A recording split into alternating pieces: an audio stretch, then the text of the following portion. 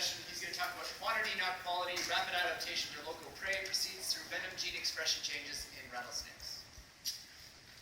Hi, my name is Mark. I'm a grad student at Florida State in Darren McKee's lab. We'll be talking about some of my dissertation work, looking at the genetic basis of adaptation in snake venoms. So over the past couple of decades, there's been a debate as to whether mutations within regulatory regions or protein-coding regions are the predominant mechanism underlying adaptive phenotypic divergence.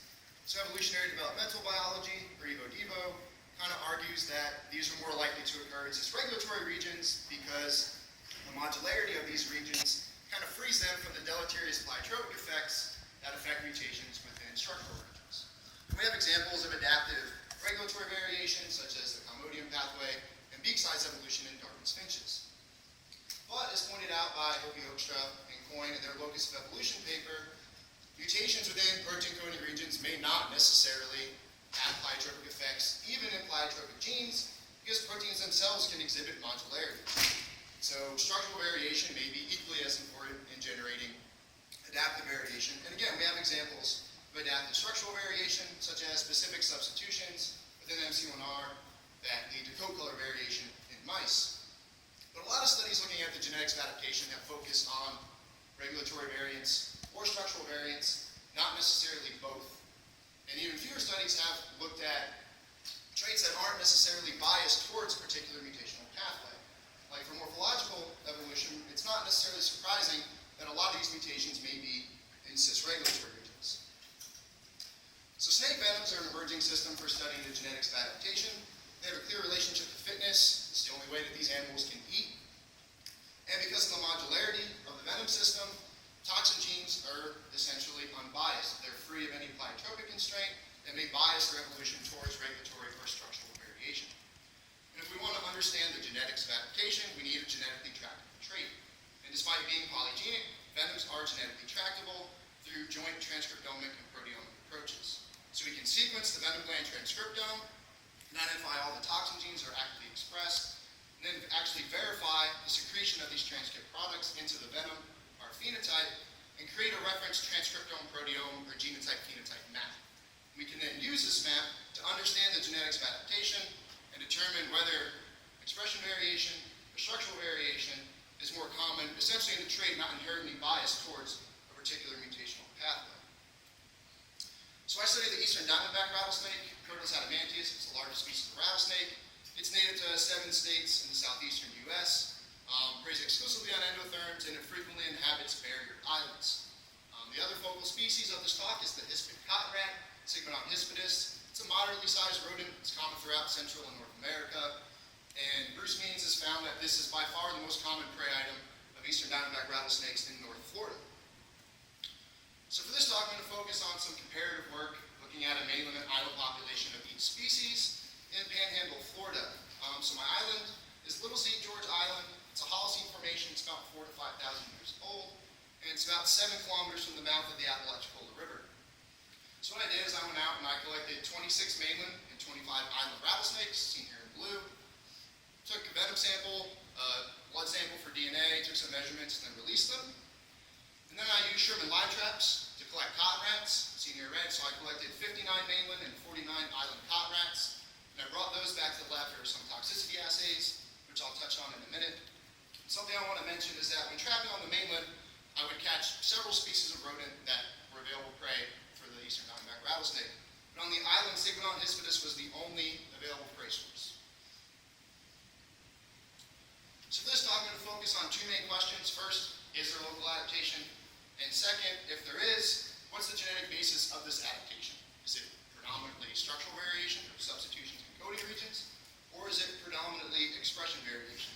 And I just want to point out here that when I say expression variation, it's not necessarily cis-regulatory variation, but essentially any molecular mechanism capable of altering the amount of protein produced. So this includes cis-regulatory evolution, but it also includes things like copy number variation, post-transcriptional processes, etc. But in order to study the genetics of adaptation, we first need to determine if there is adaptation. This is actually pretty straightforward in venoms. So venoms, they're trophic adaptations, and they're for killing prey. So venom is essentially this complex cocktail of mainly proteins.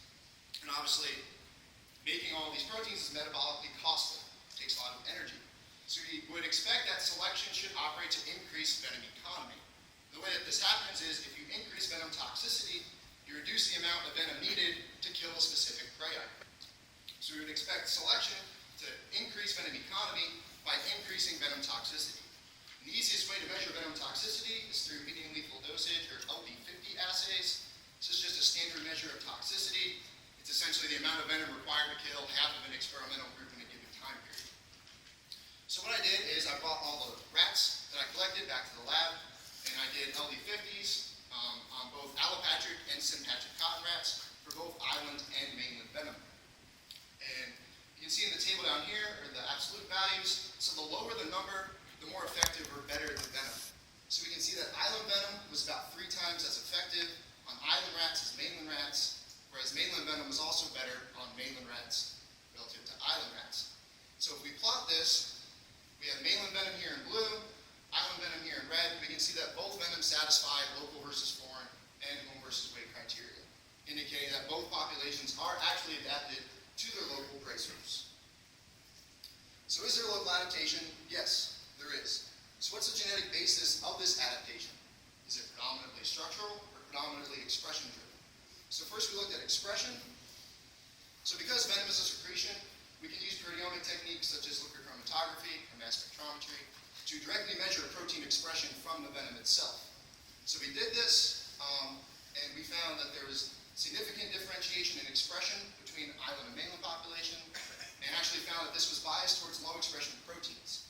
So what we see here on this plot is on your x-axis you have your average mainland expression, on the y-axis you have island expression, the solid line is a perfect fit, and your dashed line is the average expression level for a given protein in that population. So essentially any protein expressed less than the average we consider low expression, and those are indicated in gray, and any protein expressed greater than average is seen here in black, with the error bars being the standard error. And we can see that highly expressed proteins are pretty conserved across populations. There really isn't a whole lot of differentiation occurring in toxins that are abundant. If it's abundant in a mainland individual, it's abundant in the island individual. And we see that pretty much all of our differentiation is constrained toward low expression proteins. Well, why might that be? So again, expression is a metabolically costly process. We expect the expression level of any given protein to be a trade-off between the benefit of its function and the cost of its production. But this should especially be so for high expression proteins because it costs more to make them. So we may actually expect stronger purifying selection to be acting on high expression proteins, which would reduce the amount of standing expression variation within a population. And that's what we see here. If you look at our high expression proteins, again, our black points on this graph, there's very little within population variation in expression level. It's pretty much always highly expressed. Whereas if we look at the variation within a population, in our low expression proteins, we can see there's a lot more standing expression variation.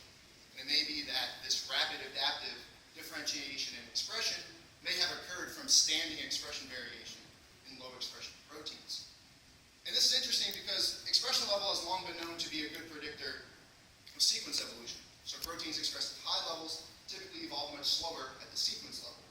But here we're also showing proteins expressed at very high levels, at least over relatively short time periods, evolve much slower in expression levels as well.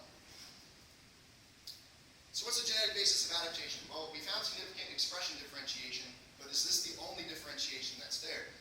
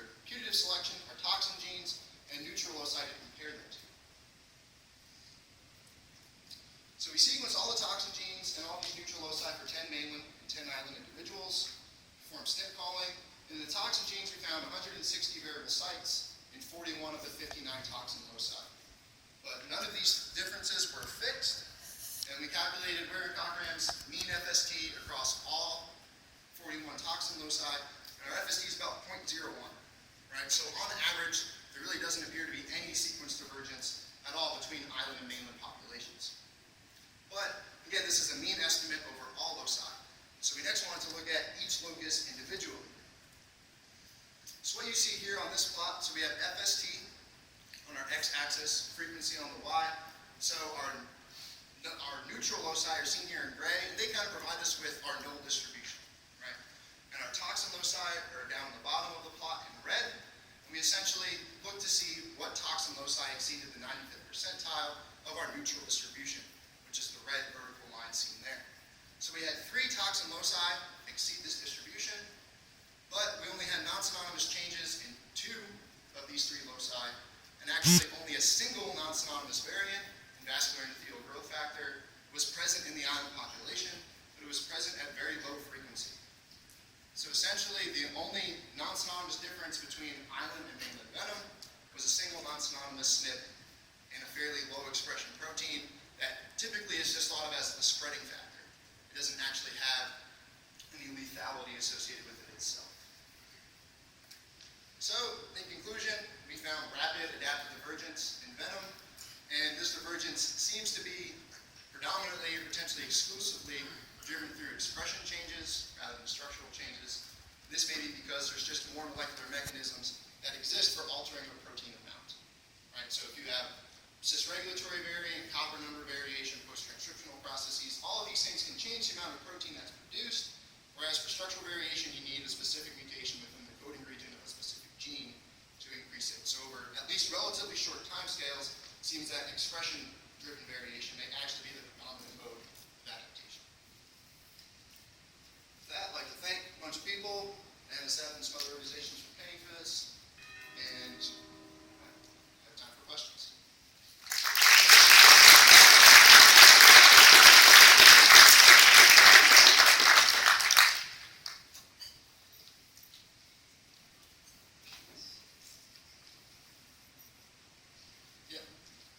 So I was wondering, when you're measuring the venom efficiency on the mainland, how much does that depend on the mixture of species that you're testing? And could the species that you're collecting, that experiment, be different than the ones that actually you're paying upon?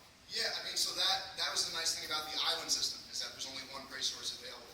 But yeah, I mean, mainland venom, I mean, there's several different species of mice, there's at least 2 species of rat, there's also squirrels and rabbits, so they do have access to a lot of different prey sources, so their venom may actually have to function effectively in different prey species. But the way that I kind of took this talk is it was focusing more on the rapid adaptation we saw in the island population, which we know what they're eating there. Yeah. I don't know if you happen to be looking for this, but did you happen to see a difference in the amount of venom produced between island snakes and humans? No, so the amount of venom, I mean, that's really stochastic, especially when you're sampling wild individuals. It depends on when's the last time they ate, when's the last time they used their venom, things like that. But one thing to point out is that these island snakes actually have evidence that they're dwarfed, they're significantly smaller, and obviously the amount of venom that an individual has is positively correlated with size. So island snakes may actually have a little less venom.